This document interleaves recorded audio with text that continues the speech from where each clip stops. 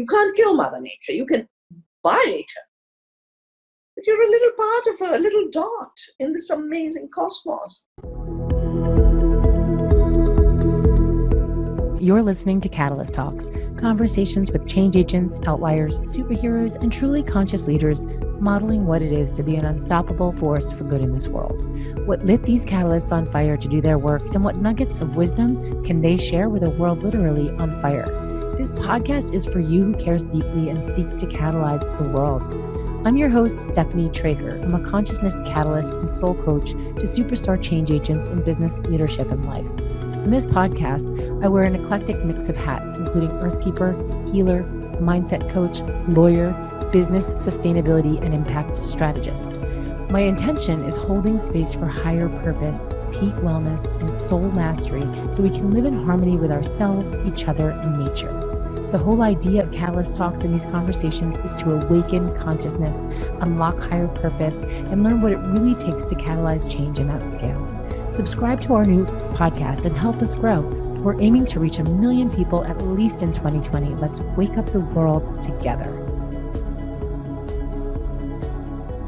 Dr. Vandana Shiva needs no introduction. She is a living legend of truth, my environmental shiro. She's a world-renowned scholar, ecologist, activist, and scientist trained as a physicist with a PhD in quantum theory. We go so deep on this show. Please stay till the end. There is so much to learn. I've been a student of Vandana's since, in the 1990s, when I was first becoming an environmental activist.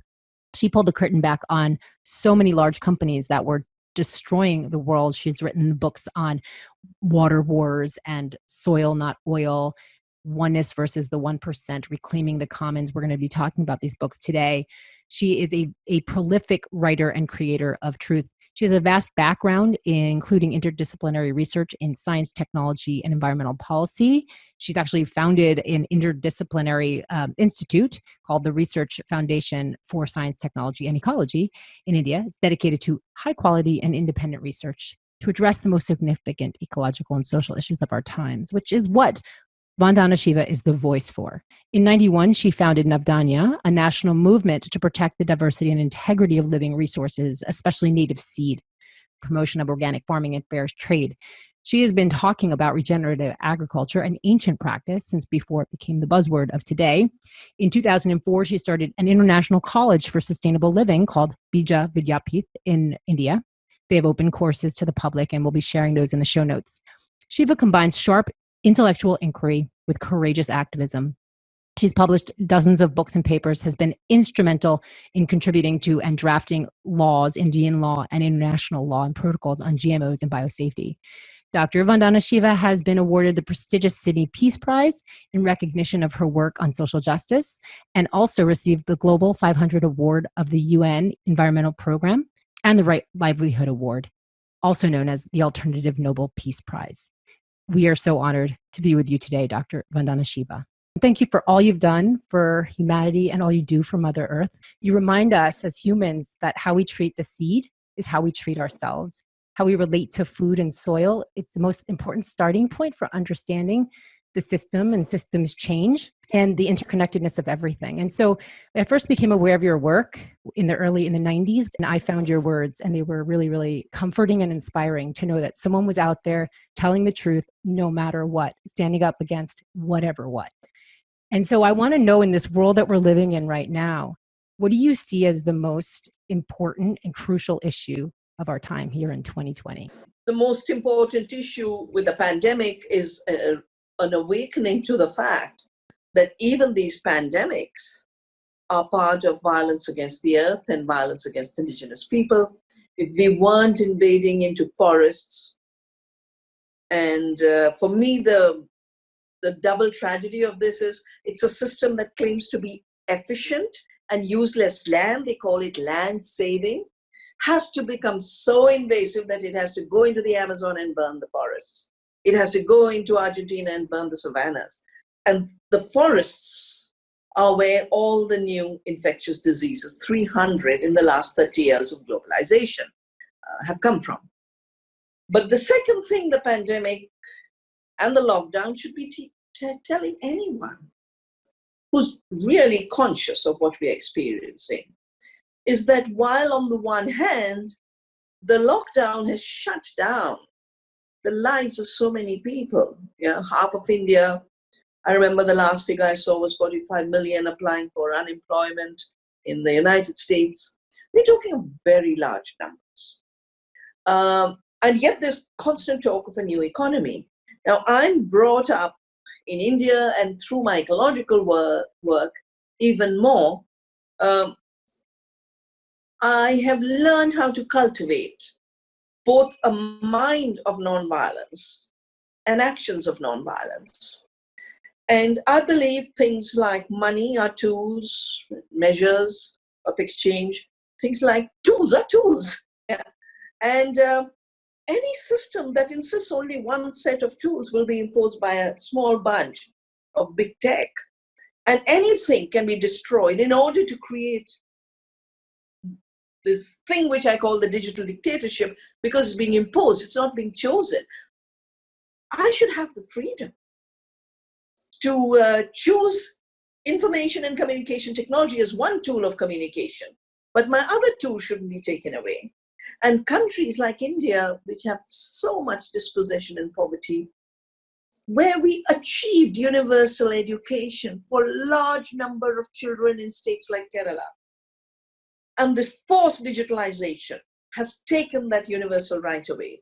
And children are committing suicide because the parents are the parents were poor but could send the child to school when it's universal education. But they're too poor to buy a tablet or a smartphone and to pay for its recharge. And the kids can't go to school and can't attend classes online, and they are committing suicide. Kids are walking 20 miles to get to a place where a signal comes. And we used to talk about schools being too far away. So I feel it's very callous. It's very narrow-minded, very short-term. And it's a puzzle to me. How could 5 big tech companies and the billionaires who grew out of them get the whole world on its knees for their future profits while killing entire sectors, not just the marginal and the poor, but, entire sectors have been wiped out. So I do think we should be thinking both of what are the root causes of increasing pandemics to what are root causes of mortality. And, in America, in India, it's very clear the comorbidities, which all come from metabolic diseases related to a bad food system. So an agribusiness model is giving us the disease, and then the disease is being used for the next generation of empire building. And having lived in a country that was part of the British Empire, which was a cotton empire, and we know the connections between the slaves in Africa, the alienation of land in the Americas, and our slavery was one slavery under the East India Company, connected through cotton. It's an important moment to think deeply about the future we want, about finding the reserves in us to shape that future. So much to unpack there. My takeaway is the colonization of our mind, and we have an opportunity now to undo that by thinking deeply, because so many people are buying into stories and narratives.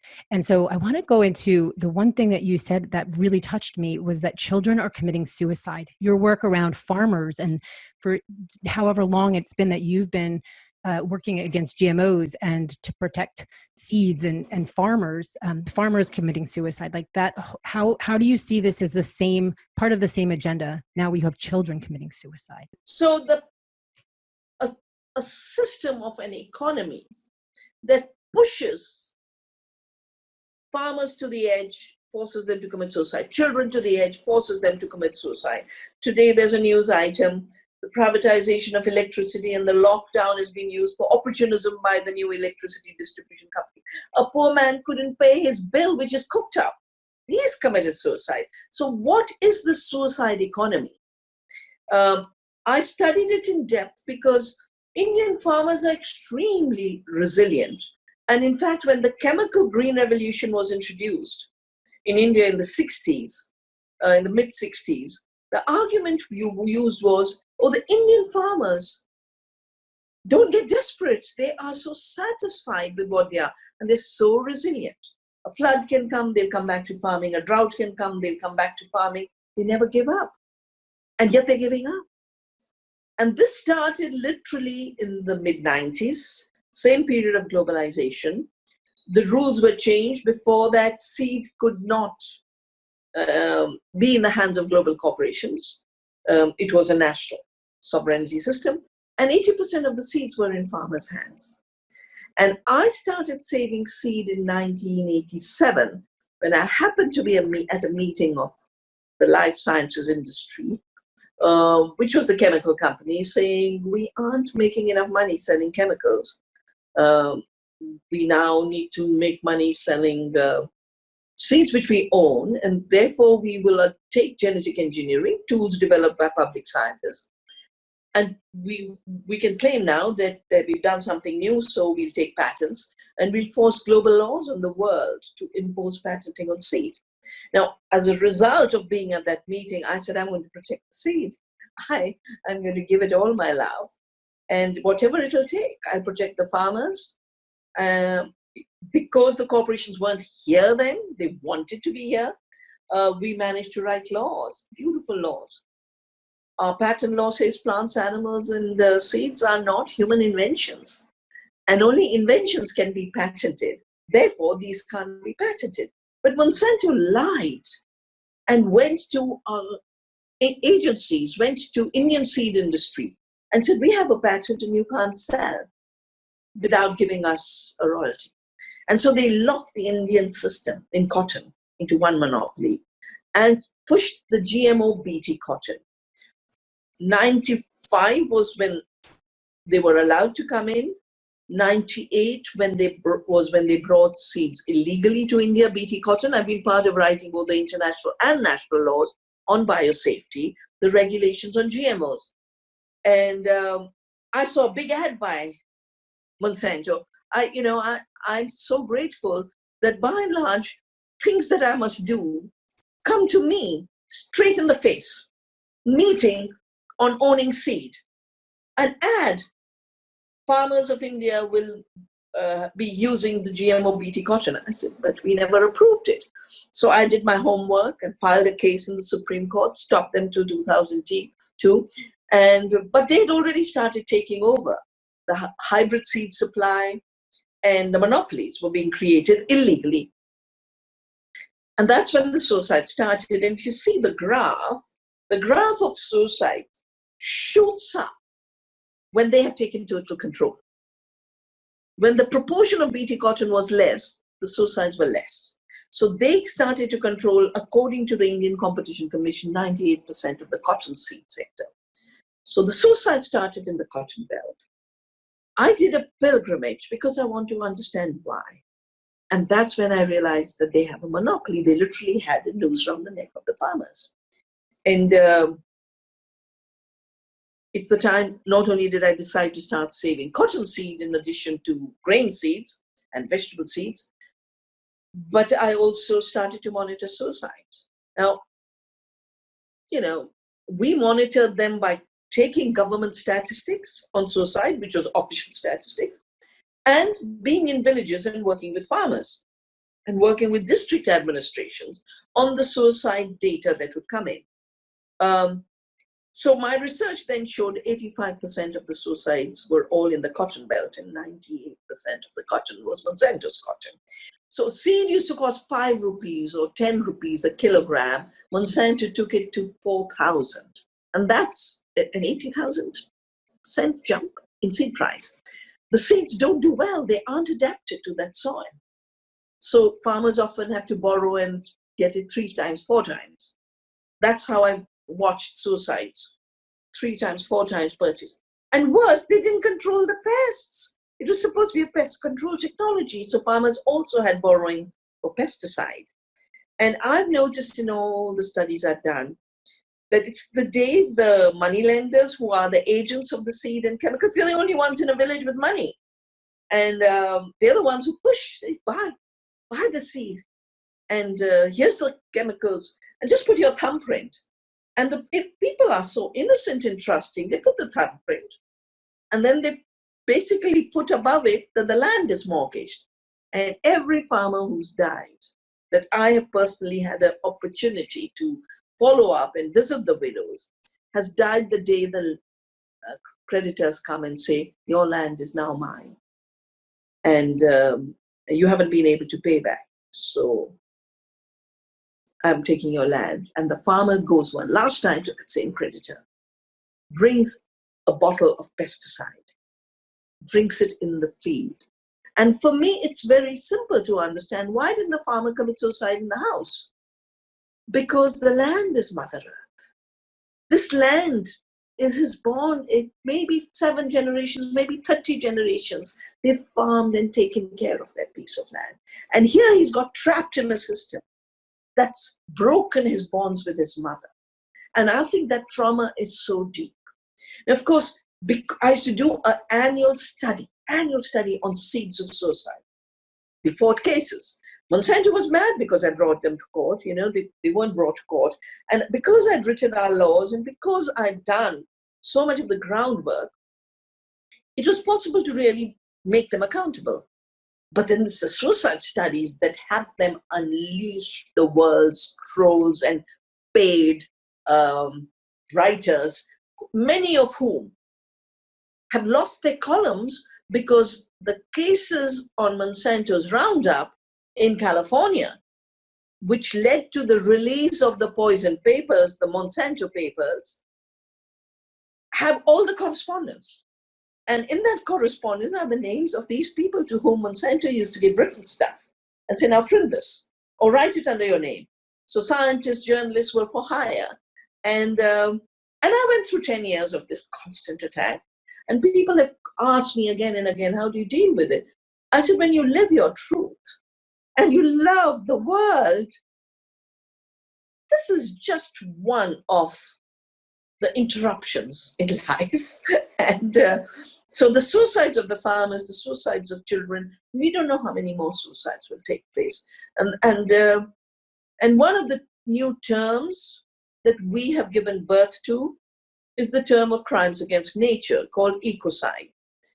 And the people who worked on ecocide and those of us who worked on Monsanto, we brought everyone together. I said, if everyone fights their struggles in their national courts and national governments, the picture won't be clear of what's happening on a world scale. So in 2016, I think it was, we did a Monsanto tribunal in The Hague, where the Criminal Court of Justice is, and brought all this evidence together. And that evidence then built the entire case. After that, the cases in California got long. After that, Bayer then bought Monsanto because the name became so dirty, they thought that by making the name disappear, they could continue to maintain the crimes. And I think an economy that pushes people into desperation to commit suicide is a genocidal economy, because the definition of genocide is very clearly deliberate cause of harm to people, either lead psychological or physical harm.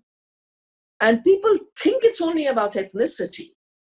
But in my view, that UN definition covers economic crimes, suicides being the expression of it. And we're in a new... So I've always written both in my court cases and as well as in my articles, that we call them suicides, but they are actually genocide. And in the new world we're stepping into, which has been a long time coming, the technological advancement, the worldview of where things are headed. Let me back up. You talk about in your book, Oneness versus the 1%, shattering myths and ceding sovereignty. You talk about the Gateses, the Zuckerbergs, and the destruction of diversity. And yes. So how does this connect to the genocidal, this ecocidal, genocidal economy? So while the tools are new, the colonization is old. And I think that's extremely important to understand. That the way these tech barons are behaving is no different from the robber barons. Yeah? Establish a monopoly, destroy alternatives. You know, what did Standard Oil do? What did Rockefeller do when they created Standard Oil? First, created a monopoly on oil. Second, destroyed other systems. I remember they destroyed trams in cities to push the fossil fuel empire. They joined hands with IG Farben, who made the chemicals for Hitler's concentration camps. And there was a company called IG Farben, Standard Oil IG Farben. And I've written about this in my book, Oneness versus 1%. So they are the old robber barons, but they are, I've said it very clearly for Gates, that they are the new Columbus. The only difference is that in Columbus's time, 500 years ago, you needed a god, and the dominant church and religion of Europe was the Catholic Church at that time. And so there was a pope, and then the pope thought he had the right to assign to kings and queens a papal bull, the papal bull which gave them the power to go conquer other lands. And it basically said, and destroy the barbarians, take their territory. If places are not ruled by white Christian princes, then white Christian princes. And so Queen Isabel and King Ferdinand are given this power by Pope, who thinks he's got the power from God. And then they give this letter patent to Christopher Columbus, who was coming to India, didn't know there was a piece of land, the American continent in between. And that's why all indigenous people with their different tribal names are called Indians, because he thought he landed in India. And that's also the reason why the red chili is called pepper, because they were looking for pepper, the black one, which we grew in our beautiful spice garden. So what did the colonizers do? A, call people primitive and barbarian. What does Bill Gates do? If you're using cash, real cash, and not using digital, then you're a barbarian. He came to India 3 days after cash was made illegal in our country in 2016, and gave the speech about getting out of primitiveness, getting out of barbarianism. That's when I named this phenomena the digital dictatorship and wrote an article. And again, that is in my book, Oneness versus 1%. What did the British do when they came to India? Grab the land from the peasantry and then force the peasantry to pay them rents from stolen lands. Half of the produce, and not as production but in cash, had to be paid as taxes to them. So the British made $45 trillion. Peasants who were growing the food, who could have eaten that food and fed India, 60 million starved at that time. That too was a genocide. So the collection of rents from the enclosures of the commons is the colonial pattern. It was land in that time. With the digital giants and the tech giants, it's rent collected from any digital transaction. So software should be a commons. When I started Navdanya and the movement to save seeds, not only was it about saving the diversity and the freedom of the seed, but about defending it as a commons. That's why I've always called our seed saving creating community seed banks. And we've created 150 for them. And seed is a commons to be shared and spread. And, it's helped communities bounce back after climate disasters, bounce back after a drought, and have nutritious foods, delicious foods. Rent from seed that Monsanto collects everywhere. We prevented them, but illegally they did it in India. That is an intellectual property royalty. That's a rent. When Microsoft patents a software program called Basic, which professors in a college had made, he is a rent collector.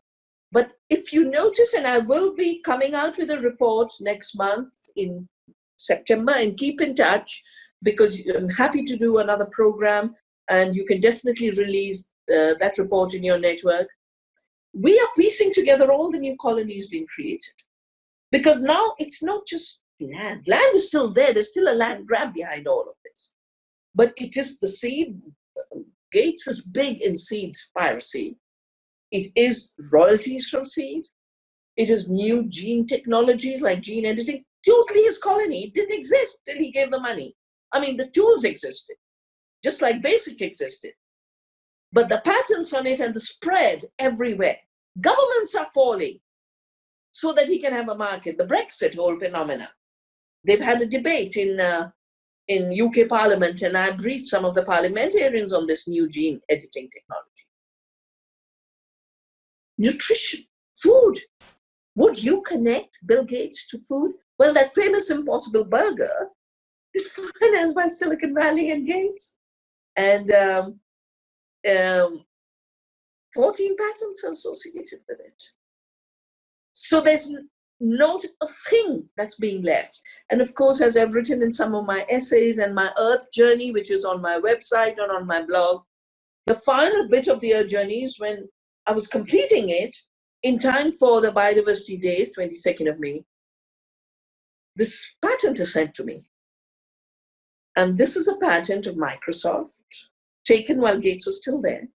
Now a world patent on mining our brain activity and our body activity data, reducing us to users. We are no more human beings. And this data mined is then put through their systems, their cloud, their algorithms. And then that's not all. They're thieves, right? But then they want to assign you value.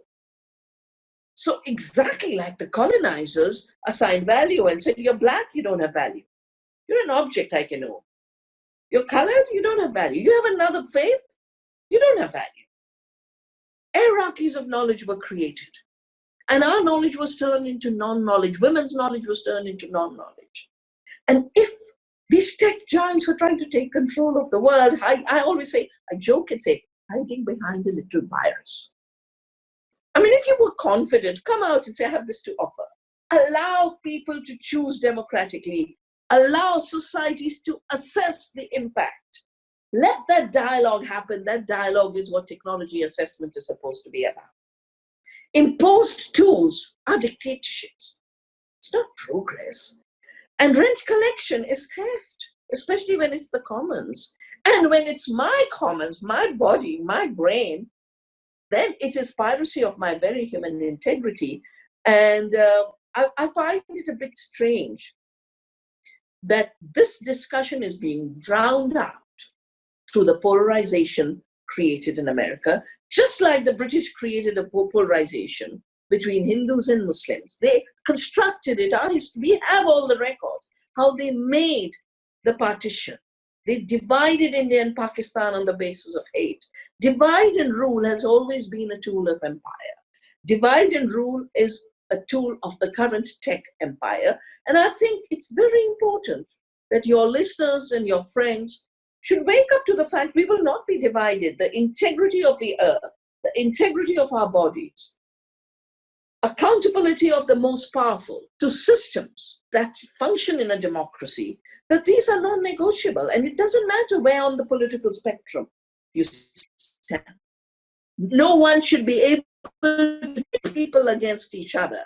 There's something that's really been concerning me that everything that you've just shared, it really speaks to this. And I'd love for you to, there's no reconciling it. It's not like I'm trying to reconcile it, right? But there's something that needs to be reconciled in the world right now. And like you said, what's happening, the polarization in America. I mean, you just put it all in a nutshell.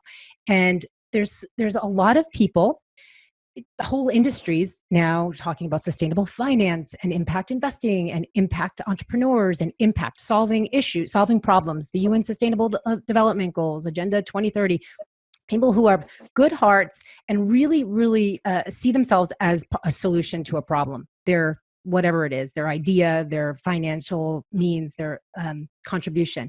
And I also see a disconnect. Everything that you just said, I don't see everyone connecting those dots. And in what's happening is they're still supporting, not they in general, everybody, but there's still a large amount of smoke and mirrors going on where people think they're doing good, but they're actually supporting this old mechanistic colonization pattern.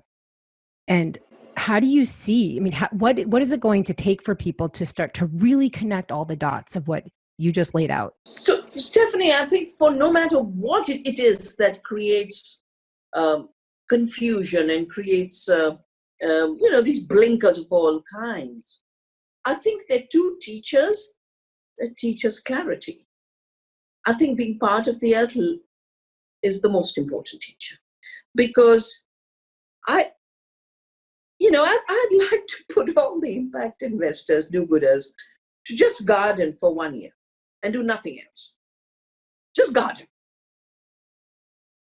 And understand that this is the highest impact you can have. And that any mediation via construct called money, finance, capital is still mediated. And if no matter how ethical you are, if the job of investment is extracting money, you will find new ways of extraction. And you will do what I have witnessed. You will police the good people even more. So organic peasants will be policed even more for the amount of carbon in their soil. Rather than say, you've done amazing work, I will learn from you and be a gardener too. Or I will eat your food and give you a fair price. I'm doing a whole essay on the change in the economic meanings, because I find, I come across this all the time. Oh, people's livelihoods are going, but they'll have more jobs. So I went to the roots of jobs. In the industrial revolution, you know what the word job meant? Because peasants didn't want to leave the land. They were being forced through enclosures of the commons, but they still didn't leave the land. So there were agents to capture them and bring them to the mines and the factories. That capturing was called jobbing. And they were taken to a job. Investment till the year 1611, the East India Company is created in 1600. Till the East India Company is created, the word invest used to mean make beautiful. I invest with my child. I allow my baby to flourish. I invest in my garden. The plants grow. Invest was related to money and making money from money only in 1611. So anyway, the word impact investment is dually confused, because they need to go back to the fact that invest means to put in and make beautiful. You can invest love, you can invest care. You don't have to invest money. Money is not the only investment. But seeking returns on investment is greed. It's no more care. Second, impact. Well, if I give care, I have impact. Yeah. If I offer solidarity and compassion, I have impact. So I think, for me, it's a bit of an amusement, I have to say. Here I am in a colonized land where English is the language of the colonizers. My mother tongue is Hindi. And I'm understanding how badly illiterate English speakers have become. And the higher they are in the hierarchy, the more illiterate they are about the use of words. Because ordinary people have to use words with meaning. It's the others. Now, for those who think they are doing good, they need to see who created it. And the two other elements of confusion, Stephanie, are this whole using finance to solve ecological problems came out of the World Economic Forum, from whom come free trade, from whom came globalization. I have been, after Seattle, when we stopped WTO, I was invited to the World Economic Forum. The first year I was there. Second year I was there, but I went to march with those who were protesting. And they tried to beat me up. I said, this is very strange. You treat me like a VIP inside and a criminal outside. Get your schizophrenia out of your heads. And if you don't apologize for the beatings and violence of the protesters, I'm leaving now, I'm never coming back. So I've never gone back to World Economic Forum. But I watch what they do. And interestingly, their latest term, which is basically the empire of Gates and the digital barons, they call it resetting. When something living is hurt, you don't call it reset. if you cut your finger, you heal. Yeah? If you've done the wrong thing, you change track. Reset means it's all under my control. I'm just going to reset. Not the way of thinking, which will stay this old, Cartesian, Baconian, Newtonian, splitting up, but the tools of extraction. I will make new tools and be cleverer. And I have to say, in these 3 months, what you are talking about, I've experienced it, beautiful talk, a woman, lovely young girl, earth alive, beautiful, beautiful, beautiful. And at the end of it, what's the solution? Satellites in the sky. That's another thing of Bill Gates, $1 billion in satellites in the sky, and he's joined with a company called Earth Now, which will be a surveillance mechanism, but they're pretending that by monitoring the Earth, they now know for the first time how the Earth is functioning. And the indigenous people don't know. So it's constantly getting away, and this new vocabulary being created. Dematerialization is a vocabulary. Decarbonization and materialization and decarbonization. Decarbonization means we should all be dead because life is carbon. Living carbon is not dead carbon. Fossil carbon and plants are different things. So we need more plants. We need more green carbon. We need more living carbon. We need more carbon in the soil. We don't need more fossil fuels. But we definitely don't need to decarbonize, because that's another colonization of our minds. And you can't dematerialize. We are material beings. Now, we can be desacralized material beings or sacred material beings interacting with full consciousness, with a material, living, thriving universe and earth. So to basically, first they said, no, the earth is not living. And now they're saying she doesn't exist at all. She was earlier dead. Now she doesn't exist. Only digits exist. I'm doing a very interesting little exercise. I call it the dialogue of civilizations, because I thought it was very important to take ancient systems that have lasted 10,000, 15,000 years, and these new little tricks. And as I said, the language is exactly the old language. Descartes wanted to escape from the body. For him, the body was the dangerous thing. And then he privileged himself in saying he had the absolute spiritual mind to know. All the tech barons, including the main advisor of Google, talks about us being unimproved technology. We are not full beings. Every being, the tiny microbe, is complete in itself. Complete but interactive. Every human being is complete in themselves. We treated Africans as incomplete humans and thought they could be captured as slaves. Now they're defining all of humanity. And I often say, of course Black Lives Matter, but we are all being turned black in terms of slaves. And this is the ground for a new solidarity. And another one, the guy who advises Google talks of us as unimproved technology. The Impossible Burger, our real food is unimproved technology.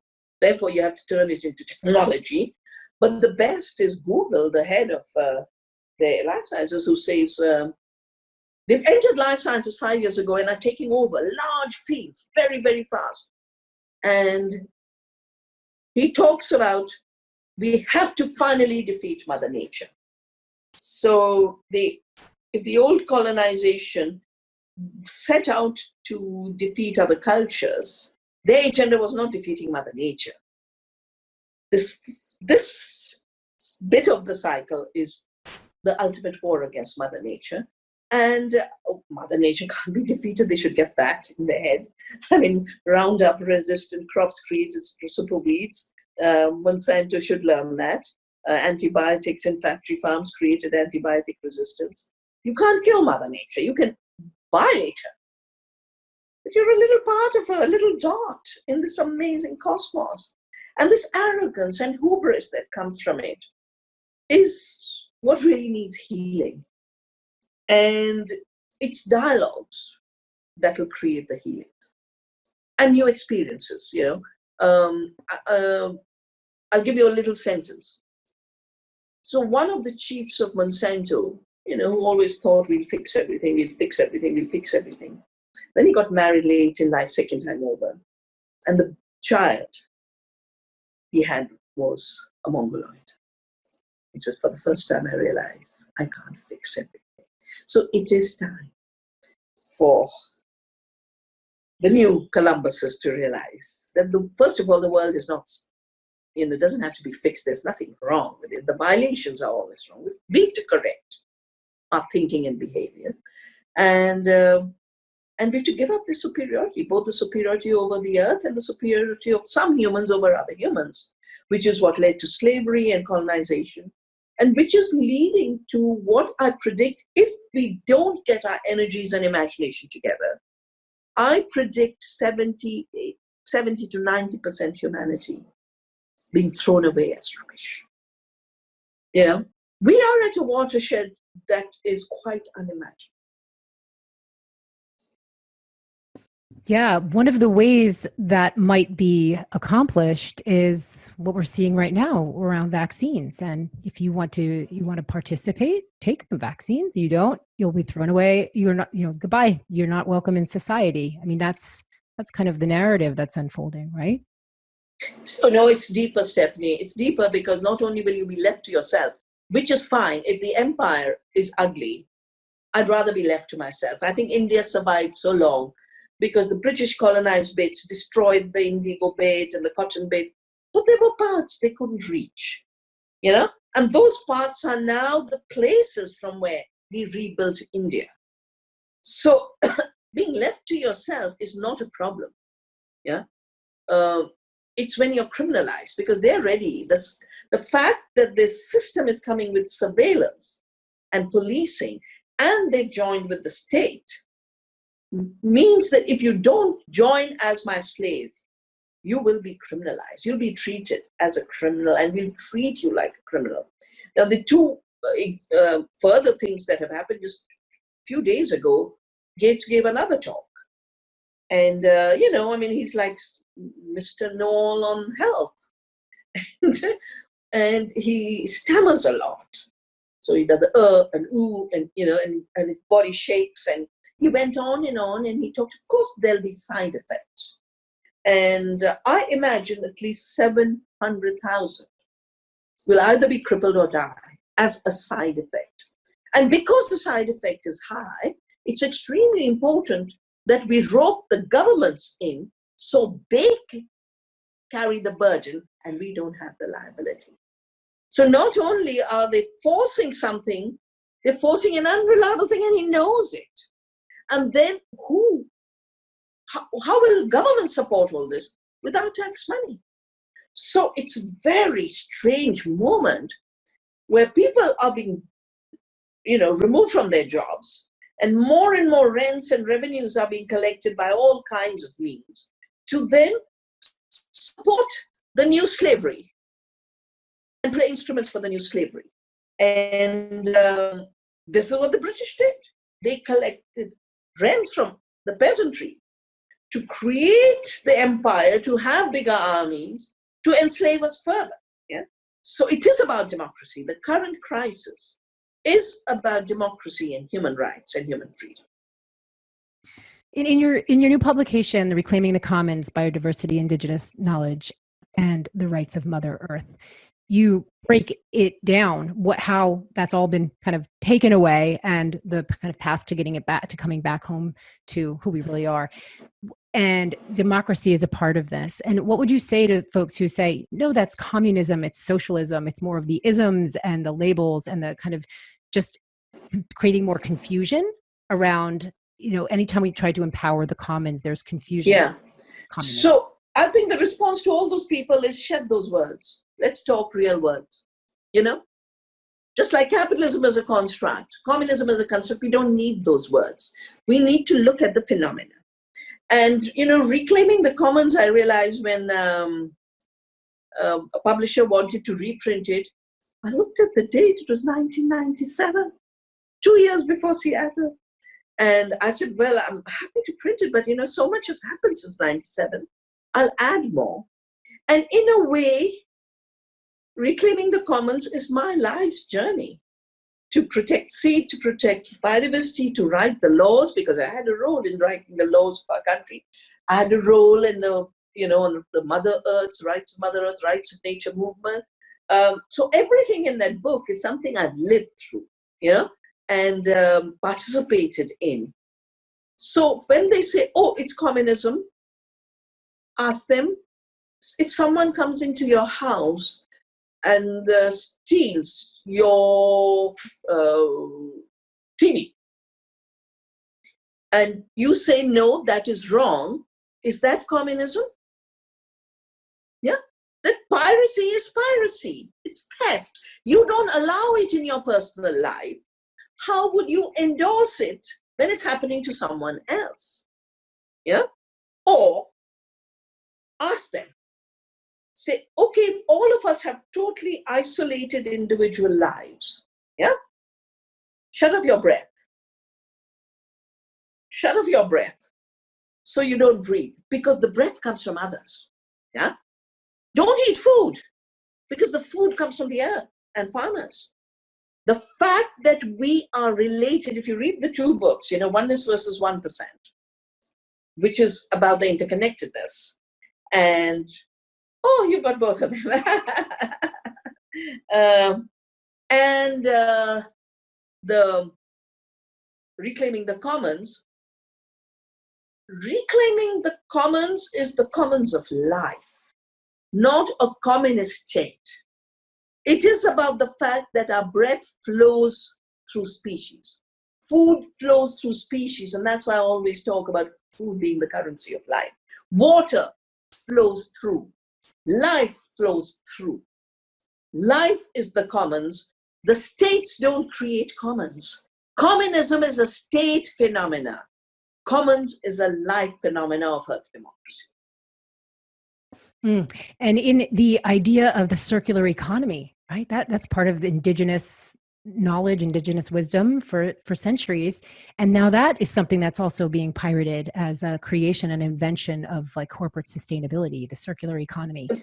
Yeah. So it's not just being pirated, it is then being genetically engineered, because like I said, so much of my international information, used to come from papers I read while I'm traveling. So much of information on India's policies being changed by pressure from outside, I read in Financial Times while traveling. And on one of my trips, I saw this big ad on a circular economy ad.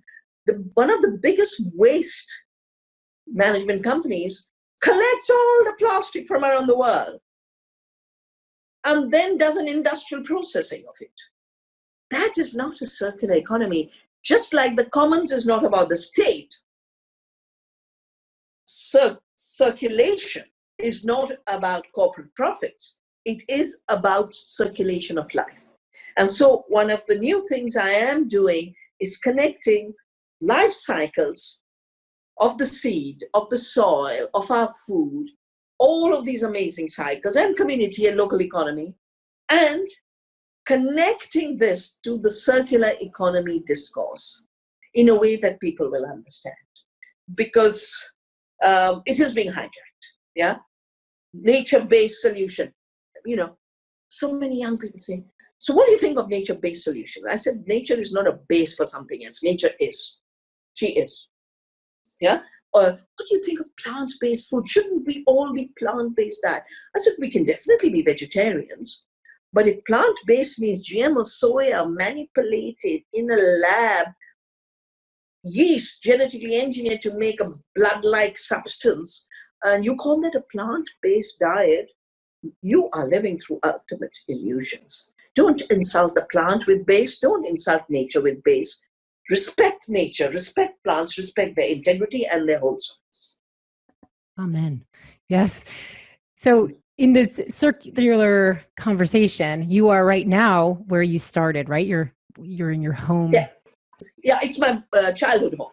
Yeah. So you're in your childhood home, and just in this kind of full circle journey that you've been on, and here you find yourself in the home where you were born, and the life's work is now coming to this point of, okay, we have to start with the words. We have to really break it down that much for everybody to understand. Let's get back to the words. What would you say is really coming up for you in this full circle journey as you find yourself where you are right now? Well, physically, the lockdown has meant my coming home, but it is also coming home because I'm back home and back in my valley. Now, this is the valley where I came back to start my institutions, the Research Foundation for Science, Technology, and Ecology, and Nathania, and the beautiful farm where I was there 3 days ago, where things just flourish, because I've realized that you can have two kinds of relationship with nature. One of conquest, believing nature's dead and inert, and the other is service. And when you engage in service, you engage with humility and gratitude. And there's such flourishing that takes place. And I feel a large part of the climate movement, because it didn't relate to life, it really, it related too much to parts per million in the atmosphere. I always say, come back, come down to the land. That the amazing possibilities we have as true co-creators. And at every point, understanding our smallness. But smallness doesn't take away your responsibility. A bee is so small, and yet it pollinates, So our smallness creates a proportionate responsibility. And this return home basically also means that, it was saving seeds, which led me to saying, okay, we'll help farmers go organic because otherwise they won't save old seeds. And then they said, but now you've got to help us create markets for these precious things, these 2,000 kinds of crops and millets and forgotten foods, help us.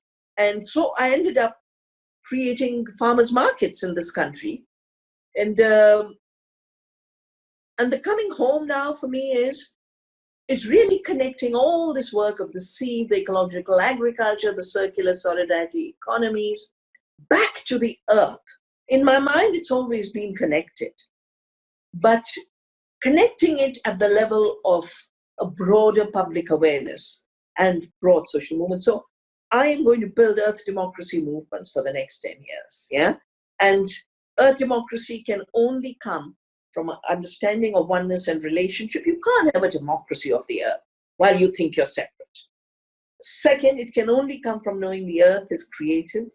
And yes, we should worry about climate change, but we should not panic.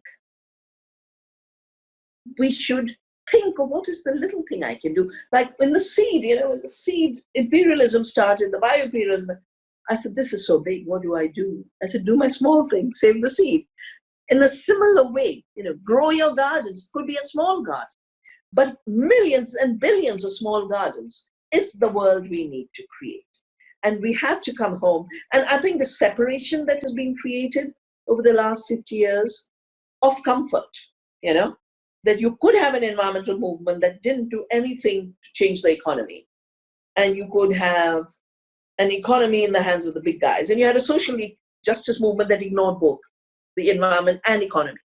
And, Martin Luther King was killed when he connected them. When he connected social justice to economic justice. That's when he was murdered and assassinated. It's this connection between the economy of the earth, the economy of people, and justice for all life on earth and justice within society. And that's the leap the justice movements and the decolonization movements need to make. As I said, when it comes to slavery and colonialism of today's kind, we are all raw material. We are all slaves.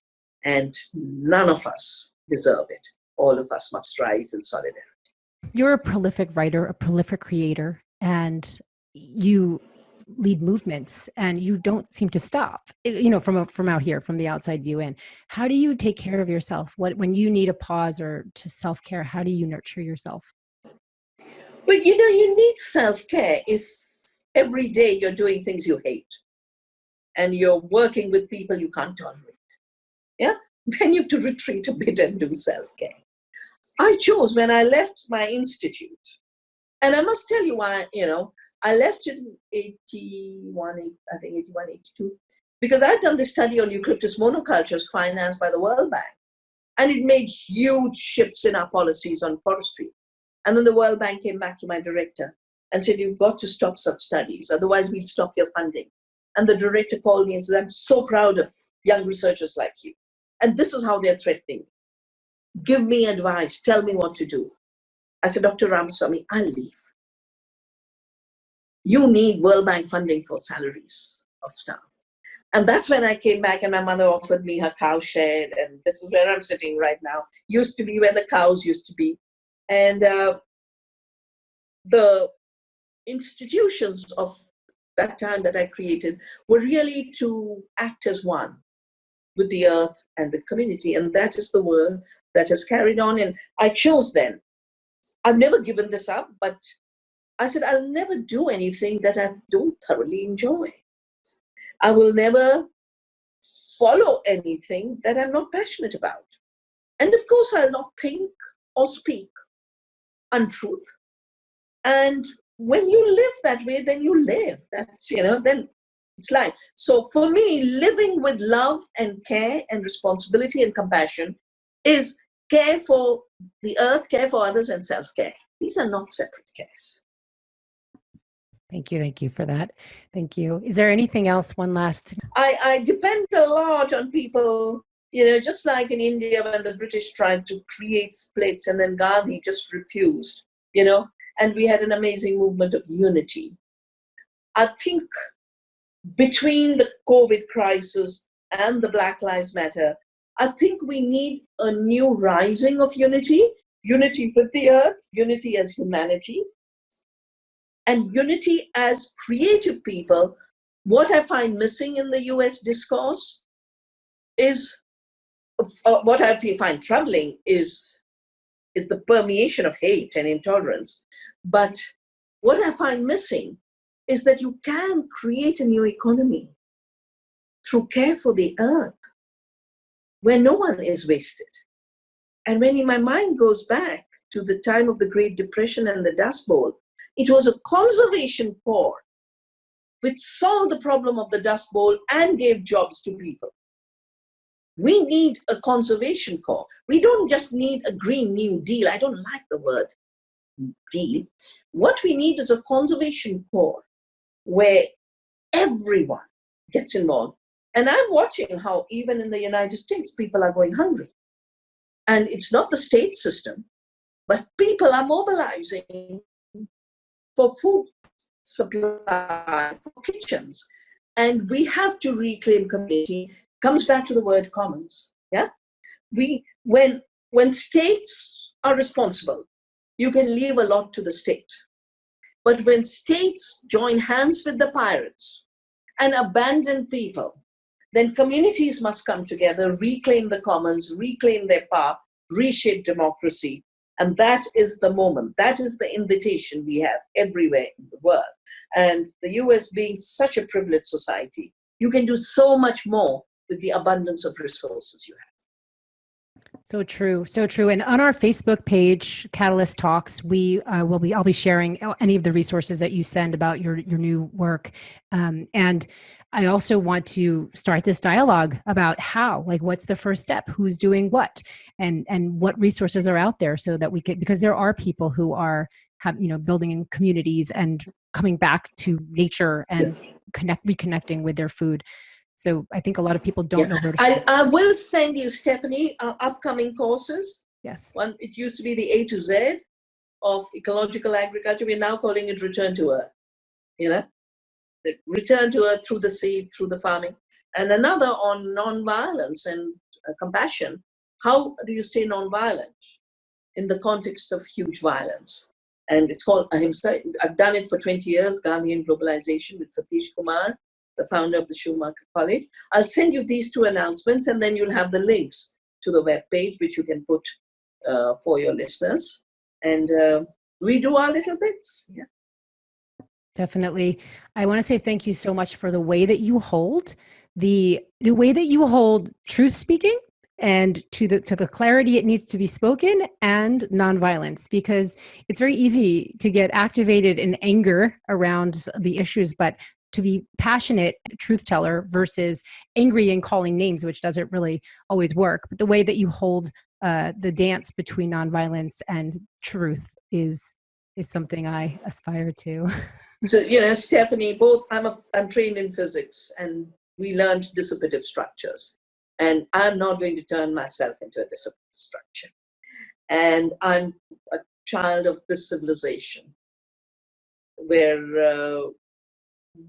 we have been trained in our thinking, beginning with the Gita and Gandhi, to be passionate about giving and dispassionate about results. And that, to me, is the source of nonviolence, because the giving comes from a spring of love and compassion. And of course, the same thing then asks you to come in the way of violence, which is, for me, nonviolent direct action, satyagraha, the fight of truth. And I'm not going to dissipate my energies in that. I'm, in fact, going to enhance my energies by aligning with all the energies of the world and giving back with love. Thank you. Thank you. Thank you. Thank you for being here. Thanks for joining us on this episode of Catalyst Talks. Stay tuned for what's up next, and please subscribe to our podcast wherever you listen. You'll find those links at catalysttalks.com. Join us. We continue this conversation on social media, and if you'd like to reach out to me privately, you can send me a message at stephanietrager.com. Your attention here means the world to me. Thank you, thank you, thank you.